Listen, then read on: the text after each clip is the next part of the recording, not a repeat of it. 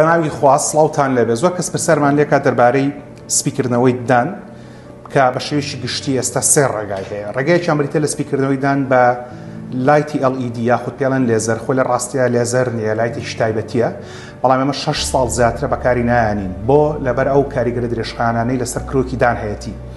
ئەگەر چی هاوڕێ هاوپیشەکەمان هەوڵێن کە براندی باش بەکاربێنن، بەڵام هەموو براندەکان ئەو لایتەکە بەکارن گەرمیەک دروستەکە. کام گەرمیە کاریگەریە کاتە سەر کرۆکی دان. کرۆکی دان چییە؟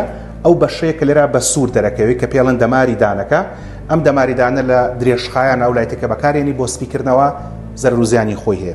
جگەلەوە ئەگەر بە شێوەیەکی زانستی بکرێ، ئەگەر بە لایتیشدان سپیکەیتەوە ئیلا ئەبێ لە ماڵەوە قاڵبی سپیکردنەوە بەکاربێنی. ئێمە تەنها و تەنها قاڵبی سپیکردنەوەی دان بەکارهێنین. ئەم قاڵبە چۆن چۆنێ؟ پاشەی چارەخوازەکە سەردانمانەکە پاکردنەوەی دانی بۆکەین، قاڵبی دانەکانی بۆگرین و بەم شێوەیە دوو قاڵبی نەرمی بۆ دروستەکەین. ئەم قاڵبانە نەرمن و ئەو ماوادی کە لی دروستەکرێت سەلامەتە بۆ بەکارهێنان و چارەخوازەکە لەگەڵ بەرهەمیش دێنێت کە براندی ئۆپالیسەنسە. ئۆپالیسەنس بەرهەمی کۆمپانیای ئەڵترادێنتە کە یەکێکە لە باشترین براندەکانی هەموو دنیا و براندیشی ئەمریکی و لە ئەڵمانیاش دروست دەکرێت.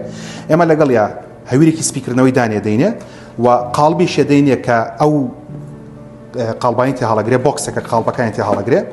ئەم شەیدگایدە شەیە کە دەتوانرێت بەکاربێنرێ بۆی کە چارەخوازەکە بزانێت لە سەرەتاوە لەکوێ دەست پێ کرد و تاکو چوارڕە و بەم کۆتایە بۆکسەکەمان بە تەواوەتی هێنا کە هەشدانێ، هێنە جار 4 تیوب بەدەین، هێنە جار 8 تیوب بەدەین لەگەڵیا کە چارەخوازەکە هەموو شەوێک نیو سەعات، تەنها نیو سەعات پاشێکە دەمودانی شت دەرمانەکانی ئەم سەرنجە هەڵەگرێەوەی کاتە ناو قاڵبۆ لە شەویلگەی سەرەوە شەویلگەی خوارەوەیە کات لە پاش نیو سەعاتەکە ئاو لە دەمیە وەرەدات. ئەشکرێ پێوەی بخەوێت بە شێوەیەکی گشتی دەرەنجامەکەی لە ماوەی 2 هەفتە دەرەکەوێت و تەواوی چارەکردەکە تەنها 4 تا 6 هەفتە ئاخانێت و بە شێوەیەکی گشتی هەتاوەکو 2 ساڵ چارەخوازەکانمان پێویستیان بە دووبارە بەکارهێنانەوەی نابێت. ئەو دەرمانی کە لە لێزەرەکە بەکارەهێنرێت پاش ئەوە ئەگۆڕدرێتەوە بەم دەرمانی کە لە قاڵبی سپیکردنەوەی ماڵەوە بەکارەهێنرێت.